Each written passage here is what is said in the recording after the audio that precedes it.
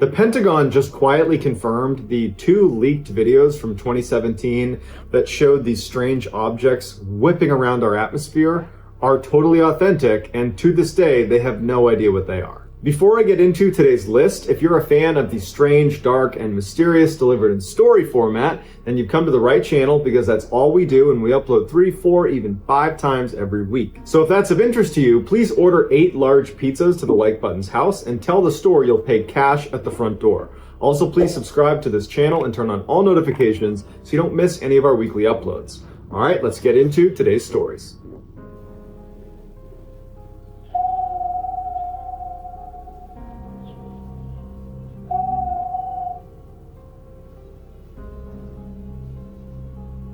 Late one night in the summer of 1977, a large radio telescope in Ohio intercepted a very unique signal. The telescope was searching the sky on behalf of an organization called SETI, which is the Search for Extraterrestrial Intelligence, and the signal, although it only lasted 72 seconds, fit the profile of a message beamed to us from another world. Jerry Amon, who was a project scientist for SETI, was flipping through some of the computer printouts generated by the telescope when he noticed a series of letters. Now, the way this particular radio telescope worked is it pretty much constantly picked up a signal, but that signal was a very low background hum of static, and that was represented in 0, 1, 2, 3, 4, 5. All those low numbers are representative of that basic background sound that they just write off. It doesn't matter. Occasionally, the telescope would pick up a higher number on the readout, like a 7, an 8, a 9, and even above that, it transitions to letters to represent louder radio signals. But all of those higher signals had a rational explanation. Either they were anomalous, or they were tied to something very natural and ordinary. But that particular night in 1977, as the telescope swept across the sky, it picked up a signal that was so strong it surged past 0 through 9 and made its way into the letters all the way up to letter U, and it held it for 72 seconds, representing a signal that was 30 times stronger than what this telescope normally picks up as its baseline. And after those 72 seconds, the telescope eventually passed it, and that signal dropped all the way back down. So when Amon saw this amazing string of letters representing this radio signal, he circled it in red ink and wrote next to it, "Wow!" exclamation point. And from that point forward, this transmission became the WOW signal. One of the main reasons the WOW signal was not immediately cast out as some anomaly or chalked up to some other natural occurrence is because of what we understand about radio wave transmission. The goal of this radio telescope was to try to pick up radio signals coming in from other worlds. And so the way they did that is they opened up a whole bunch of different channels, receivers, they had 50 of them,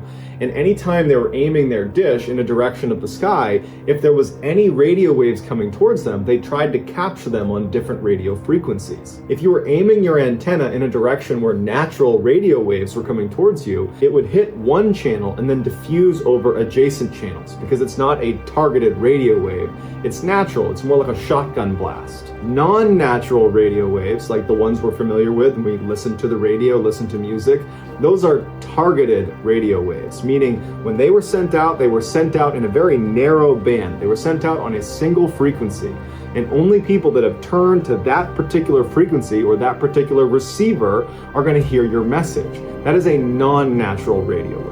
The night that the WOW signal was picked up, it was only picked up on one channel. It did not diffuse over the others, meaning the WOW signal is not natural and was created by someone or something. And for the SETI researchers that are literally combing the sky for signs of extraterrestrial life, this is exactly what they were looking for. It is what an intelligent life form would do to try to communicate. They would use one radio frequency to demonstrate this is intentional. But despite decades of professional and amateur astronomers searching the sky for this WOW signal, it's never been found again. While there's many theories about what could have caused the WOW signal, obviously ranging from extraterrestrial life to a comet that passed by in 1977 that we only recently knew about, to a secret spy satellite, the bottom line is, to this day, we cannot adequately explain it. It remains the best evidence of alien communication ever obtained.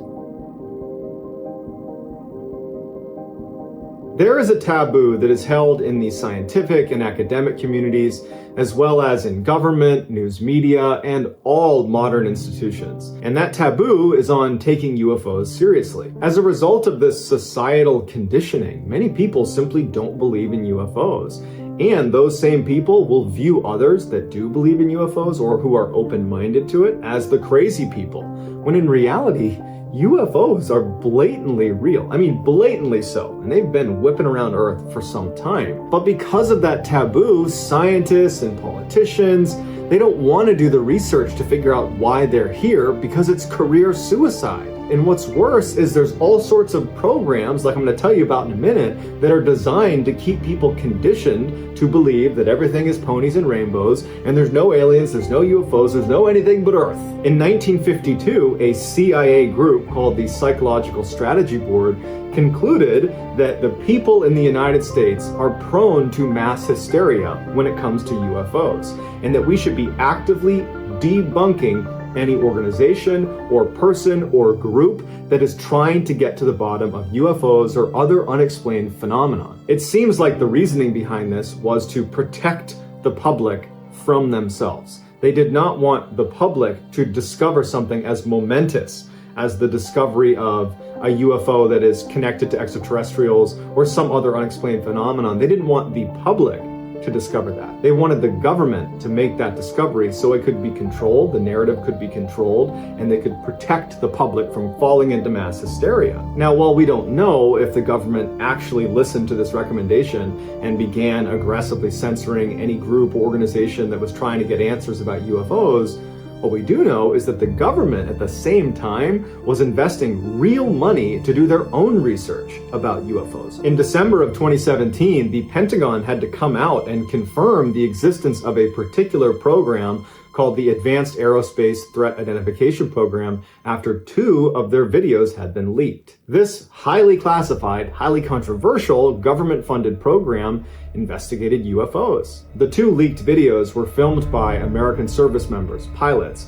when they saw these objects that were flying around Earth that were demonstrating what this program described as advanced physics, which is basically things humans haven't figured out how to do yet. The objects were able to accelerate with g-forces that were too much for the human body to withstand. They could reach hypersonic speeds with no sonic boom and no heat trail. They also seemed to resist Earth's gravitational pull despite not looking particularly aerodynamic enough to have lift or thrust. Metamaterials that came from these UFOs were made up of materials that you can't find naturally on Earth and would be extremely expensive to replicate. According to a Pentagon briefing this group gave in 2009 about all of their research into UFOs, they concluded that the United States would not be able to protect itself against some of the technology they had discovered. And these 2 videos that we're seeing are only the ones that were leaked. And in April of 2020, the Pentagon came out and officially confirmed those 2 leaked videos from 2017 were authentic, and to this day, the crafts or objects that were spotted in those videos are still listed as unidentified. They wouldn't say that unless they made sure it was not just another military craft or some other conventional explanation, meaning, really, we don't know what these things are. Here are the 2 video clips.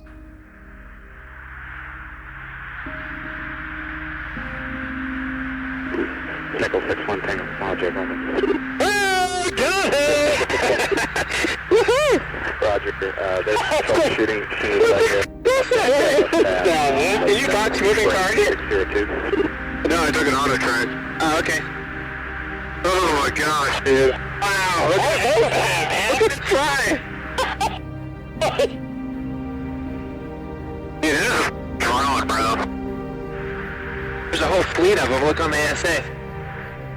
My gosh. They're all going against the wind. The wind's 120 knots from the west. Look at that thing, dude.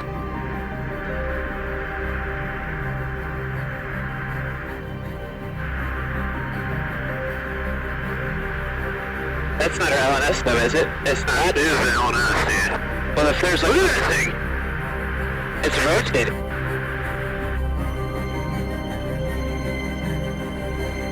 Just 30 years ago, we had not discovered a single planet outside of our solar system. Today, we've discovered over 4,500 of them, and of all those planets we're discovering, 1 in 5 of them, scientists now say, are most likely habitable. There's really 2 criteria for a planet to be considered habitable.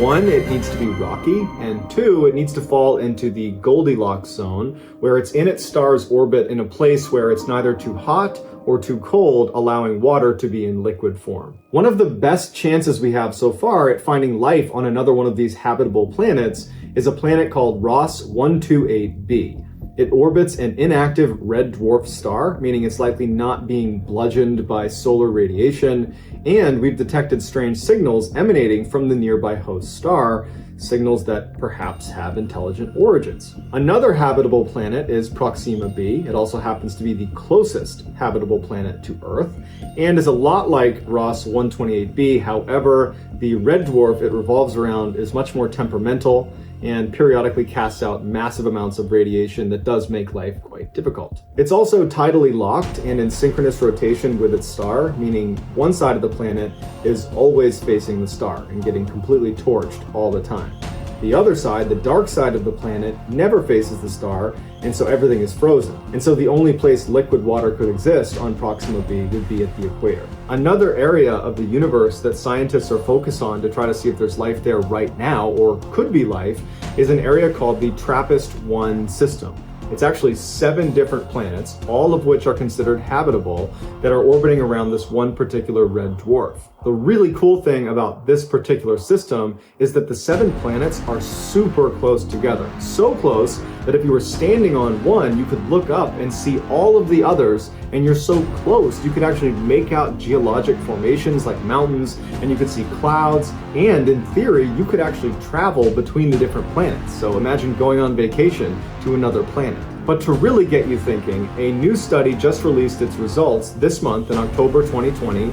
They looked at all 4,500 plus planets that are outside the solar system, and they ranked them according to how likely they are to sustain life. Not whether they're currently sustaining life, but looking at their conditions of how good of a planet are they to sustain life. And out of the 4,500, there were 24 at the top of the list that not only can sustain life, but actually can sustain life better than Earth can. They are considered super habitable, and they are literally better places to live than Earth is, which is definitely a foreign concept for most people because they think of Earth as like this oasis in this vast universe where everything lined up perfectly to sustain human life. And already, just out of the 4,500 planets that were reviewed, that have only been discovered in the past 30 years, right? There's lots more planets out there. We've already found 24 that are better than Earth at sustaining life.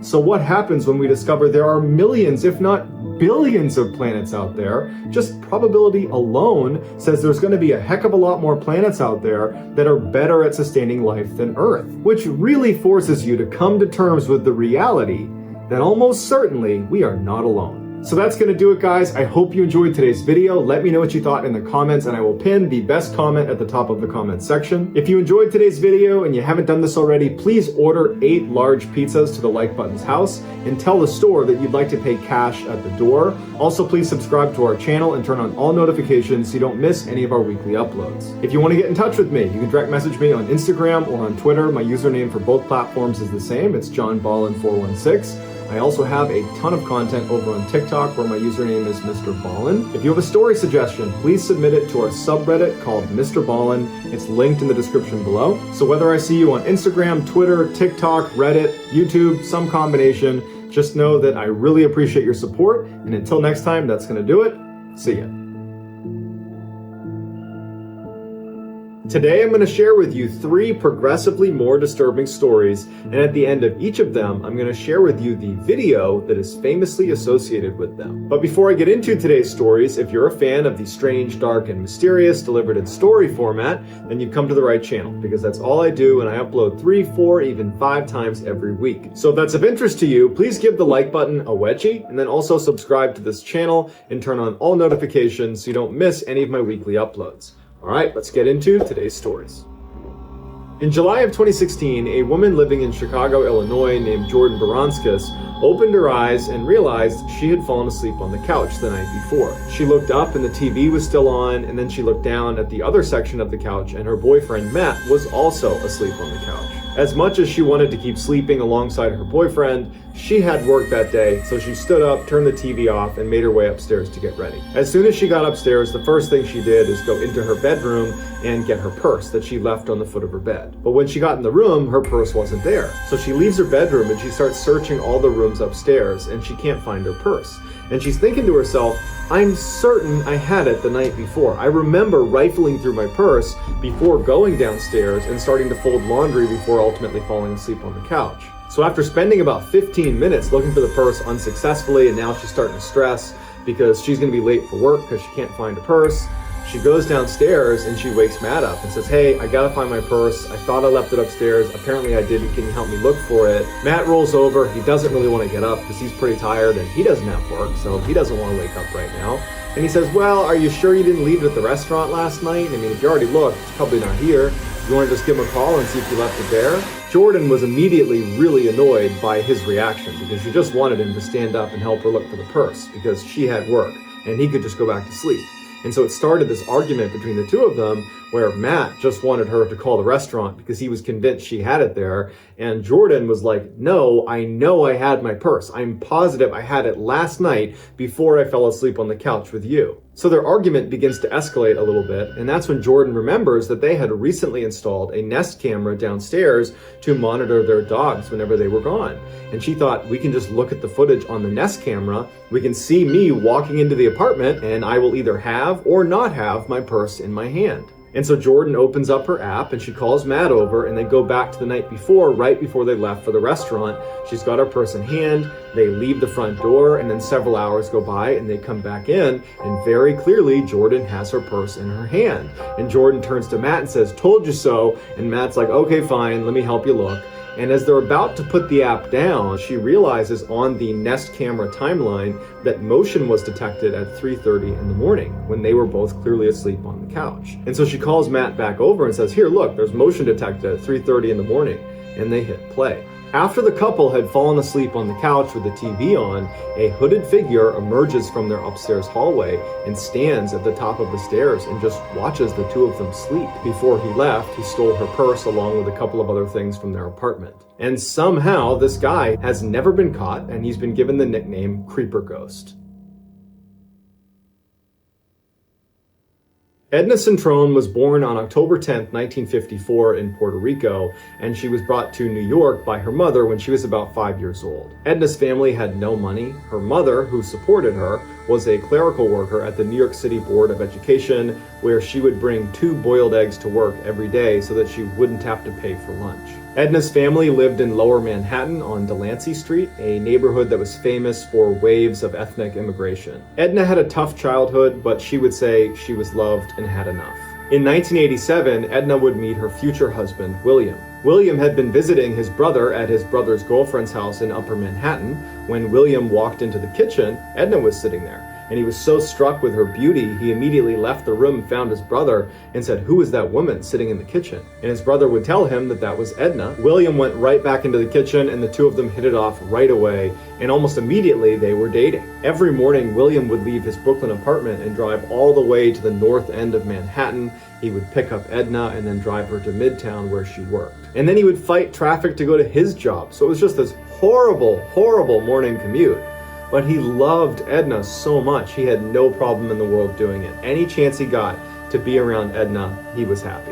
A couple of months after they met, Edna would move in with William in his apartment in Brooklyn, and then 2 years later, they would get married. They discovered that Edna was not able to have kids of her own, and so they talked about adopting, and they were really excited about it, but they kept pushing it off for financial reasons. Like a lot of other couples in their neighborhood, they both had to work multiple jobs in order to make ends meet. Edna worked Monday through Friday as an administrative assistant for Marsh & McLennan, which was a large insurance broker located in the World Trade Center. William was a doorman in an apartment building on the swanky Upper East Side. Monday through Friday, after he was done working as a doorman at about 3 p.m., he would go to Harlem, where he and Edna owned a small flower shop, and he would work there until 8 p.m. at night. And then over the weekends, he and Edna would work at the flower shop.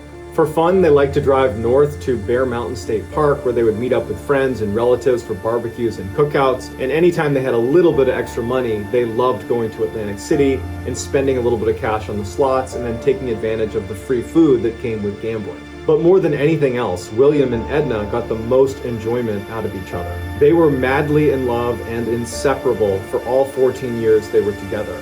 That even on their worst days, when they came home and things just weren't right, they would always sit down together and they would eat their favorite ice cream and watch their favorite TV show together. On September 11, 2001, William dropped Edna off at the World Trade Center where she worked. She made her way up to the 93rd floor of the North Tower where Martian McLennan was. She took her seat at her desk and began the day like any other day. At 8:46 a.m. that morning, a plane that had been hijacked by Al-Qaeda terrorists intentionally flew into the North Tower, crashing into floors 93 through 99. Everyone on board the plane and hundreds of people inside the towers where it was struck were killed instantly. Edna survived the initial crash, but she, like everybody else who was at floor 92 and up inside the North Tower on 9/11, were all trapped. Shortly after the crash, a cameraman on the ground was filming the impact site on the side of the World Trade Center, and they inadvertently captured Edna Cintrone coming to the edge, clutching onto a metal girder, and she appears to be waving as if she's hoping someone is going to come up here and save her. But of course, there was no way to get to her, and she, like so many others that were trapped inside of the Twin Towers, had to make the terrible choice of waiting for the fire to consume me or jumping out this window. We don't know what her final choice was. However, we do know she was one of the 2,976 people who lost their life during that terrorist attack.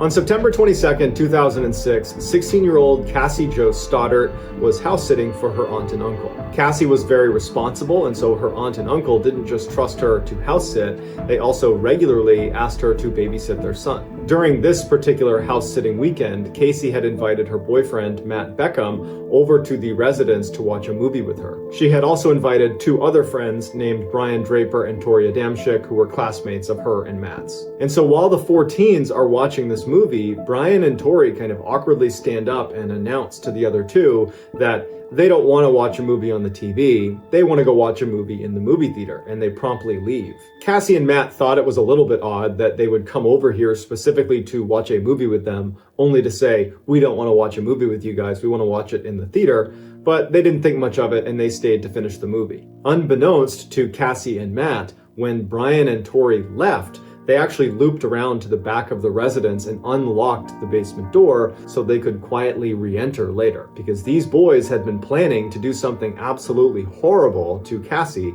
and they planned on doing it that night. Brian and Tori idolized serial killers. When Brian and Tori happened to watch the movie Scream together, which is a popular horror movie where this masked villain sneaks into teenagers' homes and terrorizes them, they decided that that would be the way they gained infamy. They would reenact the murder scenes from the movie Scream, but in real life. Shortly after this revelation, they begin filming themselves as they come up with their big plan of how they're going to break into someone's home and what they're going to do to them. And at some point on camera, they would say that they've identified their first victim, and it's going to be Cassie Jo Stoddart. They just needed to wait for a time when she was going to be alone. And when they found out she was going to be house sitting over that weekend in September for her aunt and uncle, they put their plan into motion. But when they showed up and Matt Beckham was there, Cassie's boyfriend, it kind of screwed up their plan. And so that's why Brian and Tori had stood up and said they were going to go watch a movie at the movie theater, because what they really wanted to do was come back later when Matt wasn't there anymore so they could attack Cassie. So Brian and Tori leave, and they do go to the movie theater, and they do buy tickets because they figure this is a great opportunity to create a solid alibi for themselves. But they don't stick around for the movie. They get back in their car, and they drive around and film themselves excitedly talking about how great it's going to be when Cassie's all alone and they can attack her. After a couple of hours of driving around, they can't wait any longer, and they figure that Matt must be gone by now, They park at the end of the street, they get out, they put on their masks and their gloves, and they sneak around to the side of the house where there was that open door that Brian had left. They open it up and then go inside of the residence where Cassie was, and they can hear upstairs that Matt is still there. Brian and Tori at this point felt so committed that they just said, you know what, we're gonna have to kill Matt too. So straight out of a horror movie, Brian and Tori hide in the basement wearing their mask and their gloves, they've got their knives, and they start making all this noise to try to get Cassie and Matt to come downstairs to see what's making all the sound. But it doesn't work. They don't come downstairs. So the next thing they do is they go to the circuit breakers and they cut the power to the house,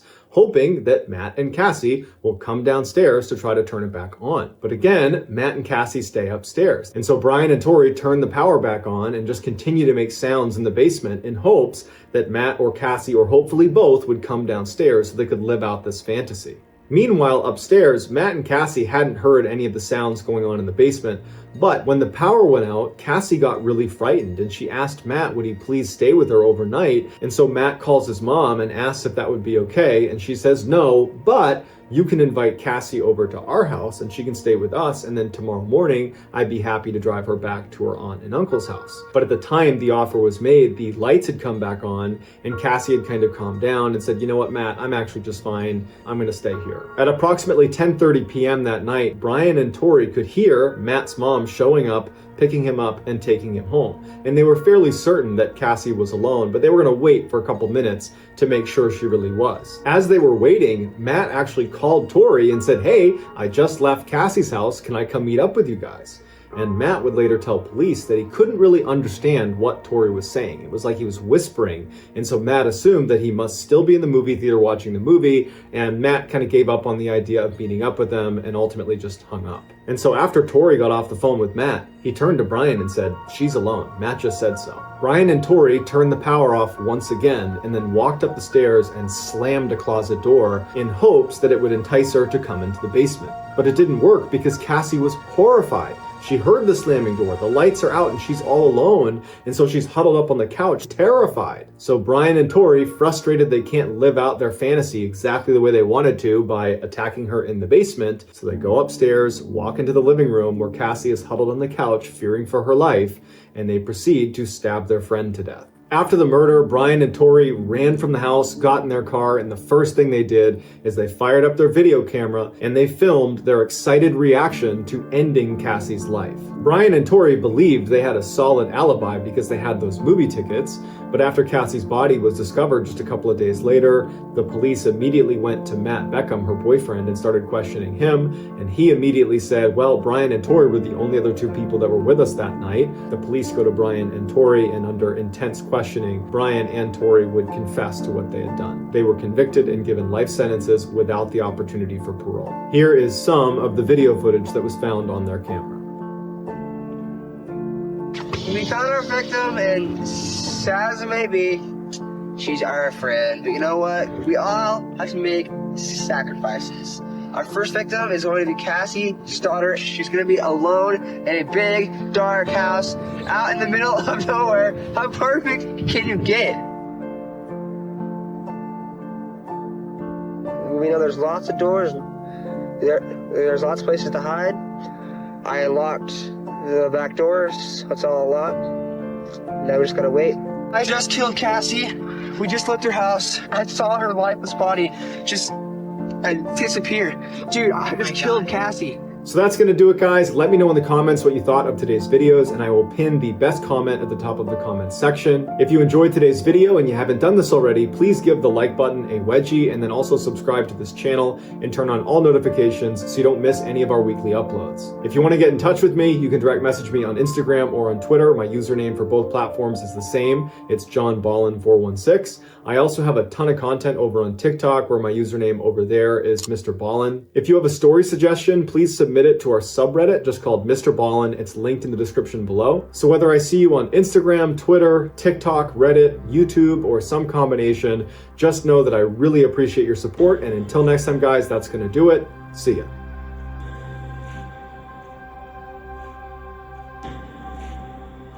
Today, I'm going to share with you 3 progressively more disturbing stories, and at the end of each of them, I'm going to share with you the video that is famously associated with them. But before I get into today's stories, if you're a fan of the strange, dark, and mysterious delivered in story format, then you've come to the right channel, because that's all I do, and I upload 3, 4, even 5 times every week. So if that's of interest to you, the next time the like button asks you for a particular link, send them a link to Rick Astley's Never Gonna Give You Up and disguise it as whatever it is they're looking for.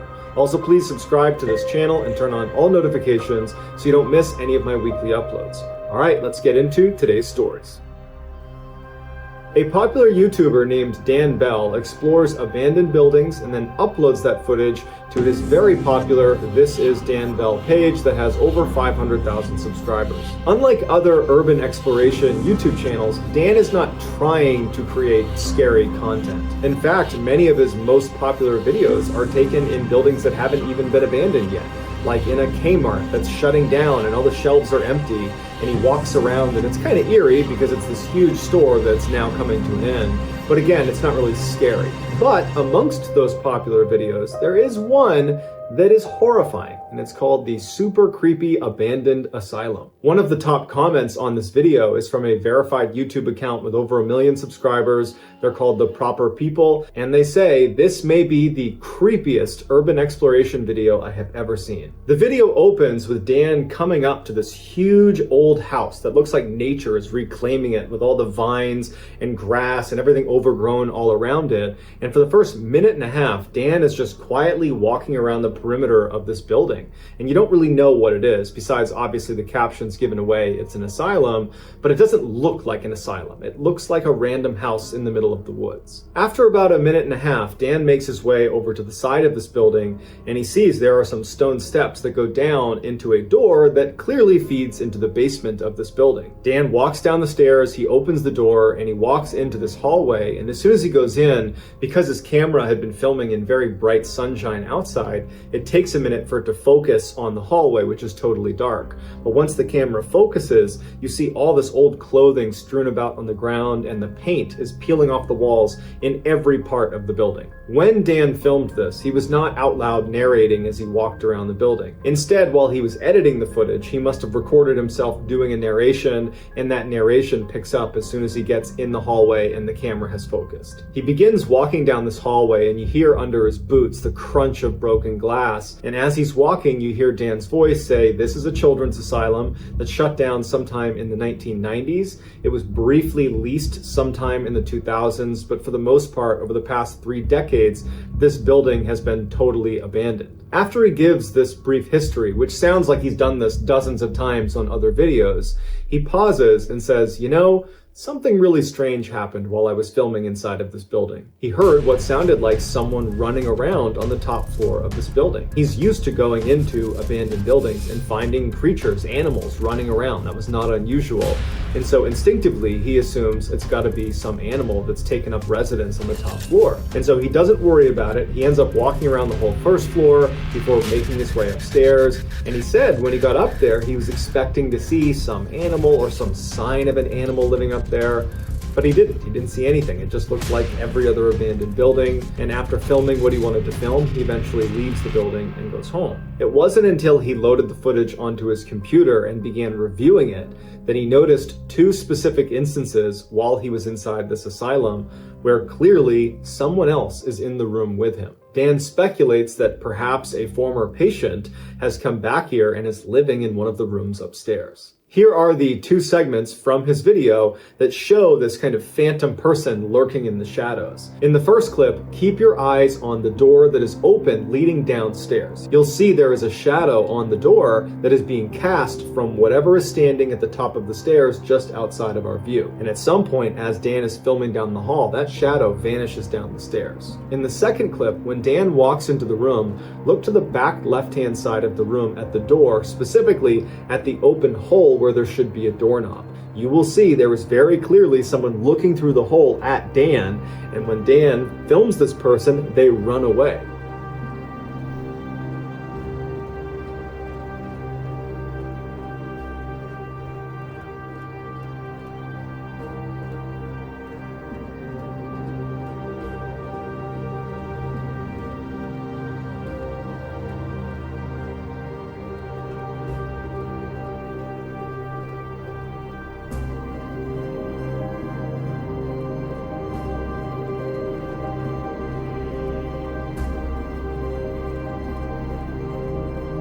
Missy Beavers was a wife, a mother of 3 girls, and a hardcore fitness instructor. She lived in Midlothian, Texas, and she taught a fitness boot camp out of a local church at least 1 day a week, every week. Missy was extremely bubbly and outgoing, and everybody seemed to really like her, and her personality really shined on social media, where she was an avid Facebook user, often posting multiple times a day, every day of the week. Missy would post information about upcoming fitness classes, either that she was teaching or that she was simply participating in. She would also post her own fitness regimen and her diet. She was just very focused on health. She also shared fairly personal things, like pictures of her family and where they were going and what they were up to. And she left her personal cell phone right on her Facebook page. So clearly, Missy was fine with kind of being out there. On April 17th, 2016, there was a weather report that came in that the next day there was going to be really, really heavy rain, in particular in the morning. And Missy's class was scheduled for the next morning at 5 a.m. and she started getting calls and text messages from the people who were going to that class asking, is this class still going to happen? By 7:55 p.m. that night, so many people had asked about it that she decided to just put a public post on her Facebook page addressing the weather. And it just said, if it's raining, we're still training, no excuses, you are gladiators. On the post, she included directions of how to get to the church, where this class was going to be in the church, what time they were starting, and what they could expect. Later that night at 9:23 p.m., she did another Facebook post that said, going to bed, I have to get up tomorrow at 3:30. The next day at 4:16 in the morning, a street security camera picked up Missy pulling into the church's parking lot. Even though her class didn't start until 5 a.m., she liked to get there early to make sure the classroom was set up and to warm up a little bit and make sure she was super motivated and cheerful as soon as they walked in. The security cameras inside the church capture Missy walking in through the front doors at 4:20 in the morning. Then, just before 5 a.m., the first couple of students arrived at the classroom and they walk in to find Missy laying on the ground, bleeding from her head, totally unresponsive. They call 911, police and paramedics show up, and as soon as they get there, they pronounce Missy dead. Initially, there was some speculation that she might have fallen and hit her head, but they noticed all these puncture marks in her head that looked intentionally inflicted, like someone had struck her. And later, when they reviewed the security footage from inside the church, it was confirmed that she definitely was murdered. Earlier that morning at 3:50 a.m., so 26 minutes before Missy arrives in the church parking lot, an unknown figure wearing police tactical gear from head to toe breaks into the church. From 3:50 in the morning when they first get inside the church to 4:20 in the morning when Missy walks through the front doors, this unknown figure just kind of strolls casually up and down the halls of this church. It looked like they were carrying a hammer or perhaps a crowbar, and periodically as they're kind of casually walking down the hall, they would turn to a window of a door and they would break it with whatever they're holding in their hand, and then they would just keep walking on. Like there was no reason for them to break the window, they're just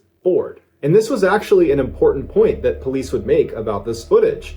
This person walking around does not appear to want to vandalize the church. I mean, they're breaking a couple windows, but they could have done a lot more damage to the building, and they didn't.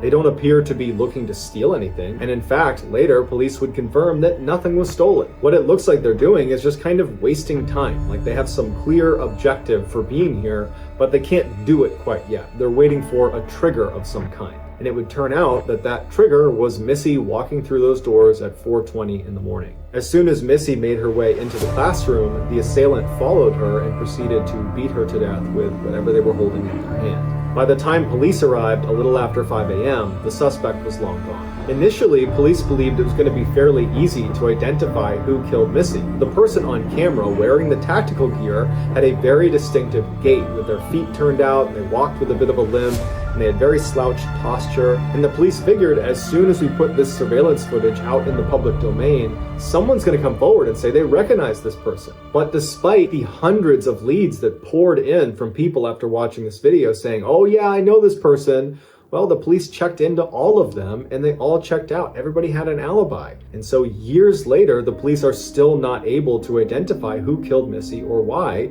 and so her case remains unsolved. Here is the security footage of Missy's killer casually walking around the halls, aimlessly smashing windows and opening doors, just waiting for Missy to show up.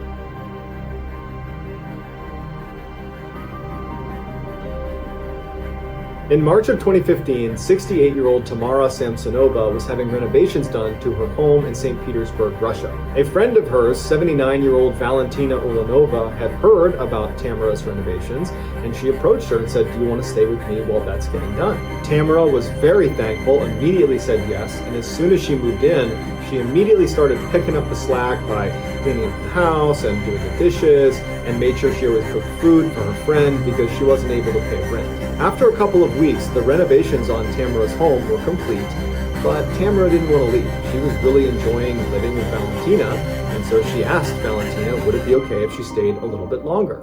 Valentina was a little bit reluctant, but did ultimately say, okay, that's fine. A couple of months go by, and Tamara is showing no sign that she plans on leaving Valentina's home anytime soon, and Valentina is getting increasingly frustrated with that reality. Finally, in late July 2015, Valentina confronts Tamara and says, "You gotta go." And Tamara just says, "No, I'm not leaving." This causes a huge fight, but at the end of it, Tamara still doesn't leave. So for a couple of days, the women just do not speak to each other. The silence is finally broken on July 23rd when the women get into a fight about some empty cups in the sink that one of them was supposed to clean, but they didn't, and they fought about whose responsibility it was to do the dishes. And then of course, the whole subject comes up again of Valentina saying, "You shouldn't even be here, you need to leave." And Tamara's like, "No, I'm not gonna leave." And so another big blowout fight happens. But at the end of this fight, Tamara finally concedes and says, "Okay, I get it.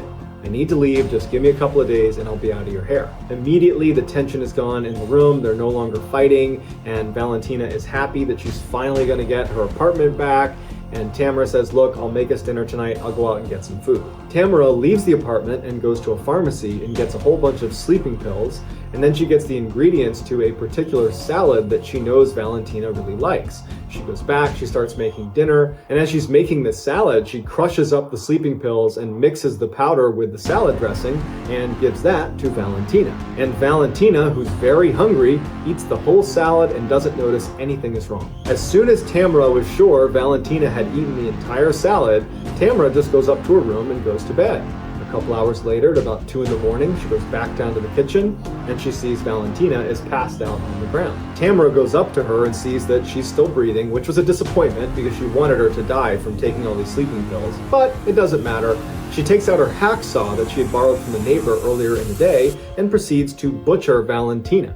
And she makes special care as she's cutting her into pieces to remove her lungs and not damage them, because Tamara had a taste for human lungs. It was actually her favorite food. She took Valentina's head and she put it into a big pot of water and began boiling that to eat it. The rest of her was cut up into as small of pieces as she could get them and then wrapped in a shower curtain and placed in various bags. As Valentina's head and lungs are being cooked on the stovetop, Tamara begins making dozens of trips from the apartment, down the stairs, out the front door, all the way down to the lake that was near their property, where she would dispose of the body parts before coming back and getting more. Valentina's hips and legs were apparently too heavy to haul all the way down to the lake, so she took them to a nearby forest. Tamara's final trip sees her carrying a big silver pot, inside of which is Valentina's head, or at least whatever is left of it after Tamara was done eating most of it. 4 days later, on July 27th, a young couple that was living in the same apartment complex as Tamara and Valentina were out for a walk with their dog out near that lake. And as they're walking, their dog takes off running and stops in front of this huge bag that it's sniffing and pawing and trying to open. And the owners of the dog try to call it back, but they can't get it to get away from this bag. And so the owners walk over and they kind of poke the bag. They can see it's pretty heavy, and they open it up and they find a human torso, and it's Valentina's. When the police show up, the first thing they do is they go to Valentina's apartment, and they're surprised to find Tamara living there. And they're kind of sensitive with her, and they say, "Your friend, your relative, was just found deceased, and we need to look around the apartment." Tamara was completely indifferent. She did not care. They had just discovered her body, and she didn't care that they were searching the apartment. It was like she knew someday this was going to happen. During the search, the police officers quickly find blood all over the bathroom and in the kitchen. They even find the hacksaw she used that's got blood on it, and they find Tamara's diary that's sitting next to this book about black magic. And the police are horrified when they see that the diary contains meticulous notes that Tamara had kept of all of the ritualistic killings she had perpetrated over the past 20 years.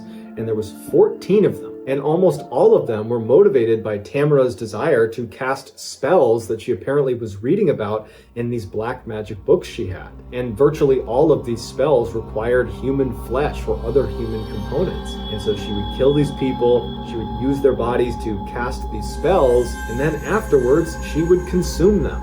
Not because that had anything to do with the spell, but because she liked the way people tasted, in particular human lungs. The police arrest Tamara, who doesn't put up a fight. She says, "Yep, you got the right person, I did all this." While Tamara was on trial, she seemed like she was in a great mood. She told the judge, "I hope you give me a really severe punishment. I expect to die in prison." She was seen blowing kisses to reporters. It was like she was just totally out of touch. Or maybe she literally knew this was going to happen and just didn't care anymore. Tamara, who would be nicknamed the Granny Ripper by newspapers over the course of this trial, was given a life sentence, and to this day, she is still sitting in jail. Here is the surveillance footage of Tamara disposing of Valentina's body, as well as some shots of Tamara during her trial.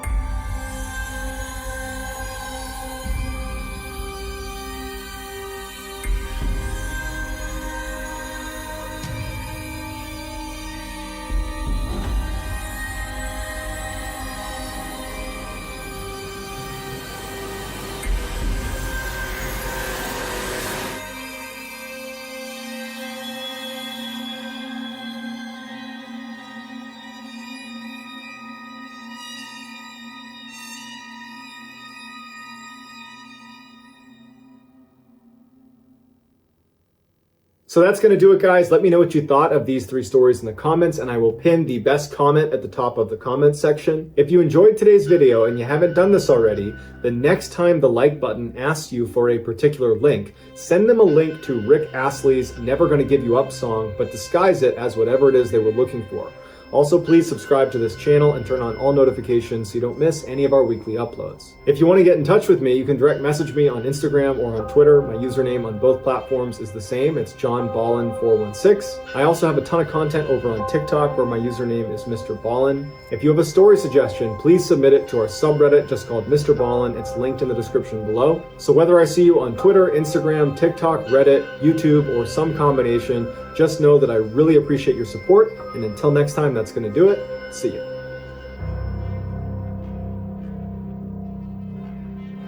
Today, I'm going to share with you 3 progressively more disturbing stories, and at the end of each of them, I'm going to share with you the video that is famously associated with them. But before I get into today's stories, if you're a fan of the strange, dark, and mysterious delivered in story format, then you've come to the right channel, because that's all I do, and I upload 3, 4, even 5 times every week. So if that's of interest to you, please offer to make the like button a peanut butter and jelly sandwich, but employ a 6-to-1 peanut butter to jelly ratio. Also, please subscribe to this channel and turn on all notifications so you don't miss any of my weekly uploads. All right, let's get into today's stories. In June of 2015, 30-year-old mother of 2, Lisa McKenzie, lived in what she called a safe neighborhood in Bridgend, Wales. One day when she was cleaning up her kids' toys in her backyard, she noticed something strange about her back door. She thought maybe one of her kids had taken paint and slapped it across the back door, or perhaps it was even mud. But then when she walked up to the door itself, she could tell that there were 2 very deep gouges in the door right next to the locking mechanism. Also, the key portion of the lock had loads of scratches all over it. Initially, she thought maybe these have been here the whole time and I just haven't noticed them until right now. But when she looked at the 2 gouge marks in the door, they looked fresh. Since she did not own a dog and didn't know of any other dogs in the area that might come into her property that could have scratched up the door, she figures, okay, it's gotta be my kids. So she calls her kids outside and she points at the marks on the door, and the kids swear they didn't do it, and they say, I don't remember ever seeing that, that's new. At this point, Lisa has this sinking feeling that someone must have tried to break into our house, but she doesn't want to scare her kids, so she tells them to go back in the house. They go inside and she's standing in front of the door and she's just looking at the marks thinking like, what do I do? And she notices in the bushes right next to the door, there's something silver sitting in the bush. She bent down and picked up a wire that she immediately recognized as a windshield wiper insert. because she had recently had to replace her windshield wipers because one of the inserts was missing. She also noticed this wire that was very rigid had been bent up at the end like a hook. And it was at this point that Lisa went from maybe someone's trying to break in to definitely someone just tried to break in. They're using the wire from my windshield to try to defeat the lock.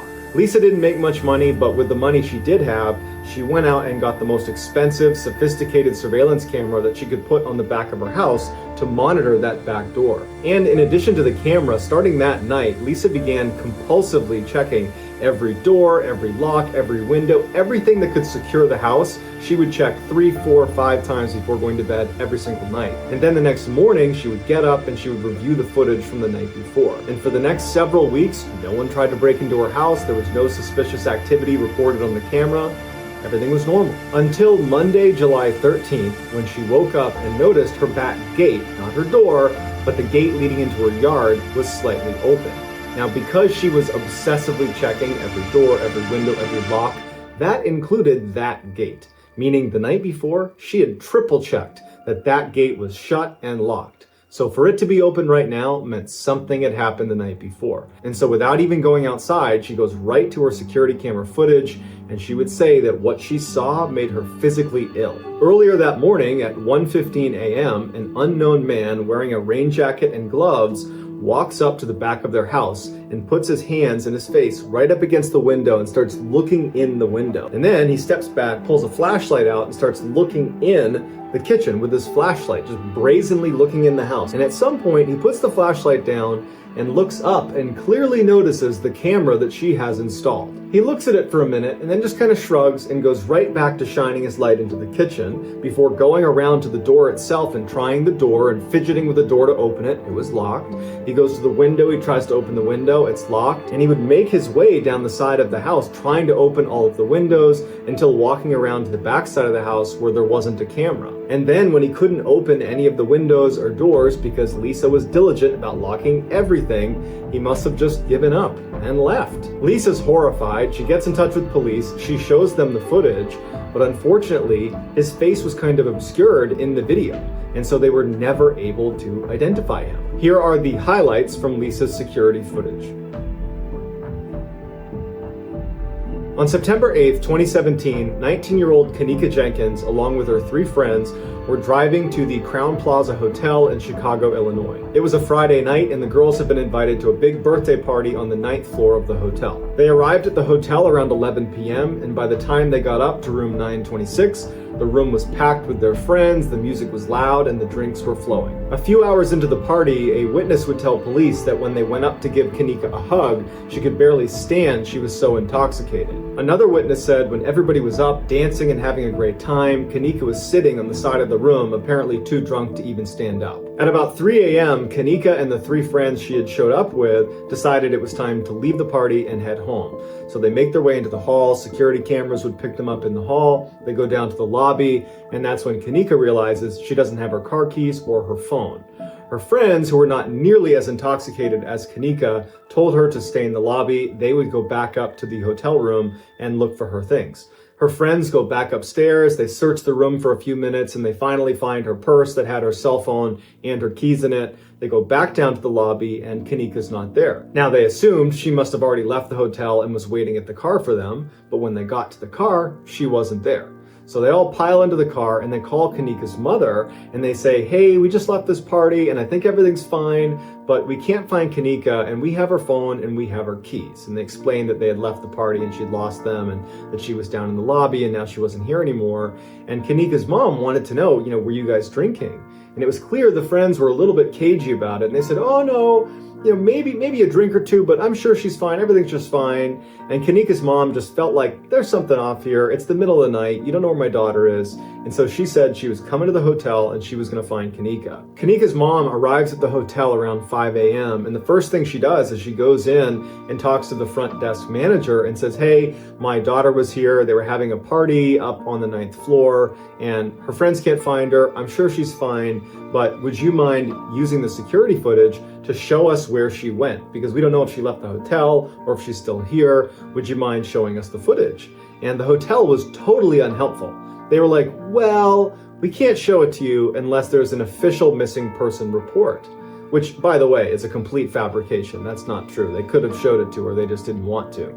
And so they told her, sorry, you're gonna have to file a missing person report. And so obviously Kanika's mother is very frustrated and she just wants to find her daughter. So she leaves the hotel and she calls police. And she asks them, can you please come down to this hotel and get them to show us the security footage because we can't find my daughter. The police were willing to help, but they viewed this as, you know, your daughter was at a party, she's probably with her friends somewhere, she's bound to show up, she probably went to another room. And they advised her that she should just wait a couple of hours, see if your daughter turns up, and if she doesn't, call us back. Kanika's mom is now doubly frustrated that there's no one who's going to help her, and so she decides that she's going to search for her daughter on her own.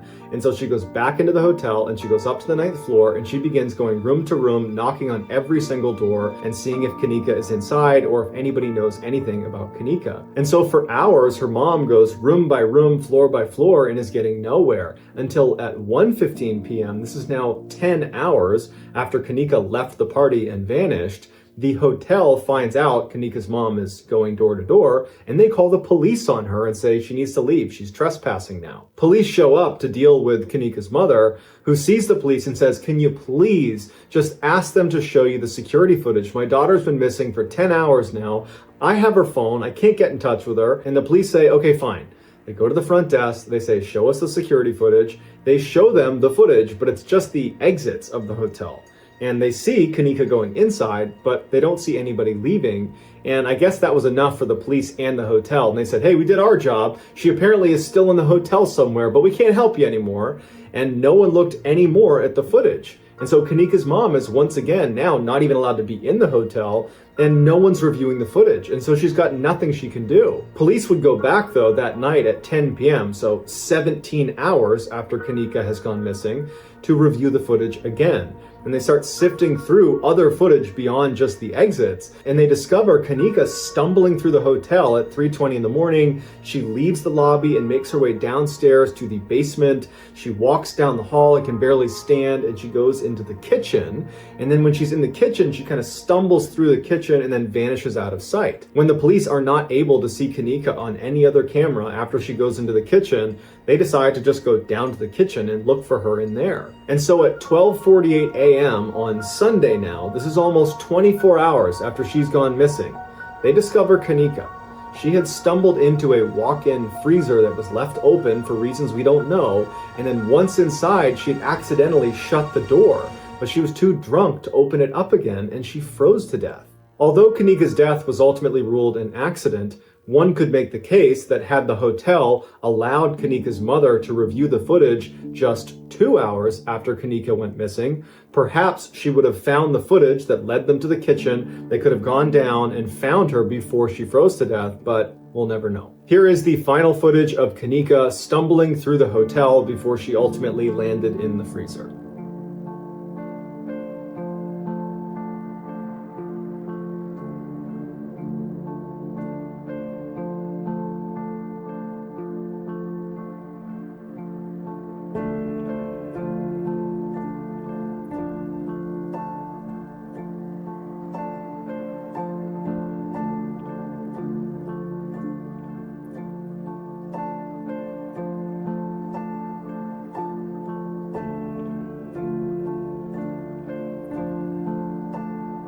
In the early 1970s, a man named Marshall Applewhite was fired from his music teaching job for having an inappropriate relationship with a male student. Shortly after, he admitted himself into a psychiatric institution where he met a nurse who worked there named Bonnie Nettles. Both had a deep interest in biblical prophecy, and Applewhite, after meeting Nettles, was convinced they had met in a previous life. Nettles agreed and took it a step further, saying extraterrestrials had come to her and preordained that she would someday meet Applewhite. The two did not have a romantic relationship at all. It was strictly platonic. They bonded over a desire to ascend to a higher level of existence and ultimately reach the kingdom of heaven. Applewhite began calling himself Bo, and Nettles became Peep, and together they would start an infamous cult known as Heaven's Gate. The premise of Heaven's Gate was that an alien spacecraft that they simply called the UFO was going to come to Earth and whisk away Heaven's Gate cult members,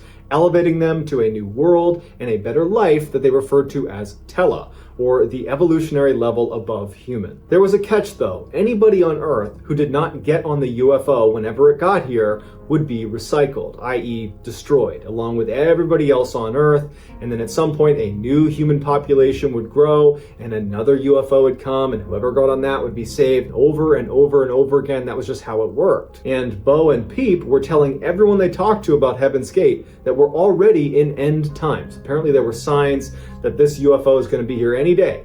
And so now is the time to join the cult. And so by 1975, Bo and Peep had recruited 20 people to be a part of their cult, which meant they gave up their families, they gave up their possessions, they basically gave up everything in their life and moved to Colorado to live in total poverty as they waited for this UFO to arrive. For 10 years, cult members waited and waited for this UFO that never showed up. And Bo and Peep are aggressively reminding people that this is the path, you just gotta stay the path.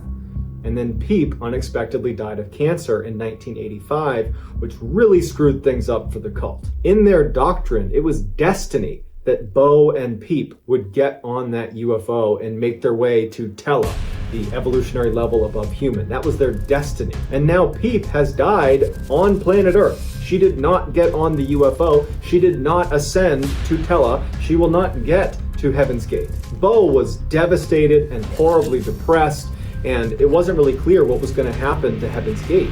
But he composed himself and he began to tweak his messaging a little bit. Bo began telling his followers that Peep had in fact ascended to Tela.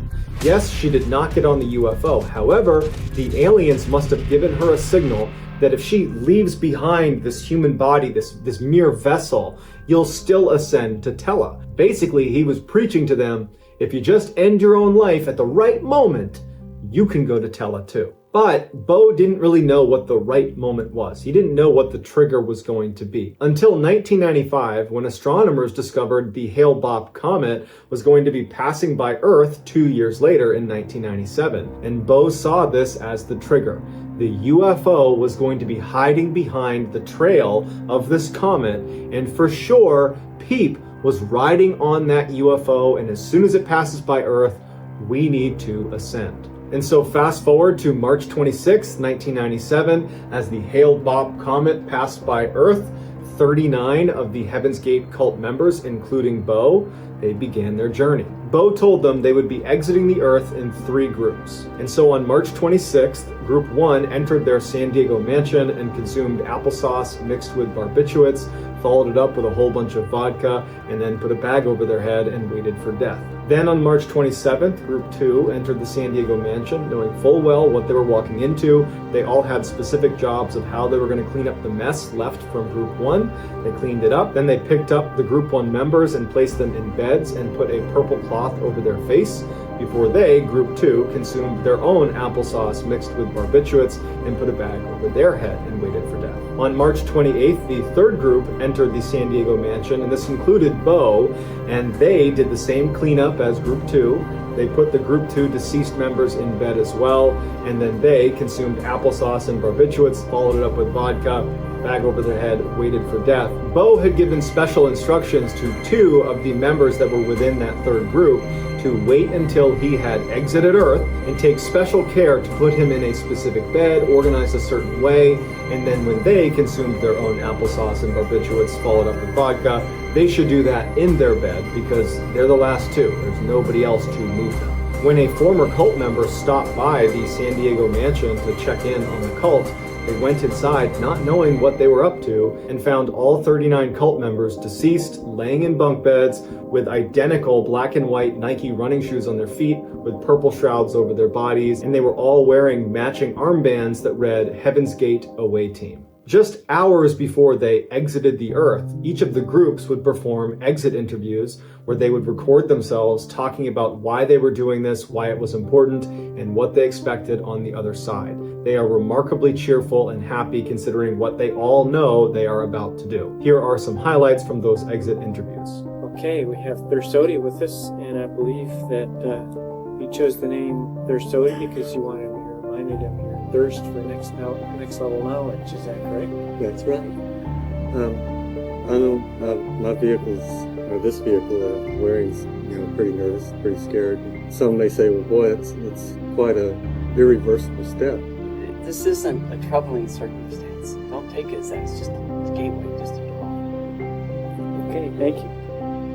Now you're going to find this old crummy vehicle in a bunk someplace that I'll probably be watching when you check it out and observe your responses and your reaction when you look at these vehicles.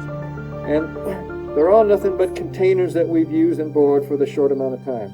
People in the world who thought that I had completely lost my marbles. They're not right.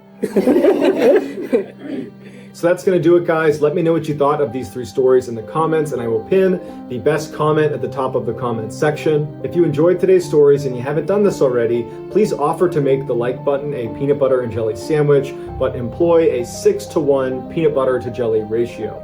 Also, please subscribe to this channel and turn on all notifications so you don't miss any of my weekly uploads. If you want to get in touch with me, you can direct message me on Instagram or on Twitter. My username on both platforms is the same. It's just JohnBallen416. I also have a ton of content over on TikTok where my username is MrBallen. If you have a story suggestion, please submit it to our subreddit just called MrBallen. It's linked in the description below. Whether I see you on Instagram, Twitter, TikTok, Reddit, or YouTube, or some combination, just know that I really appreciate your support. And until next time, guys, that's going to do it. See ya.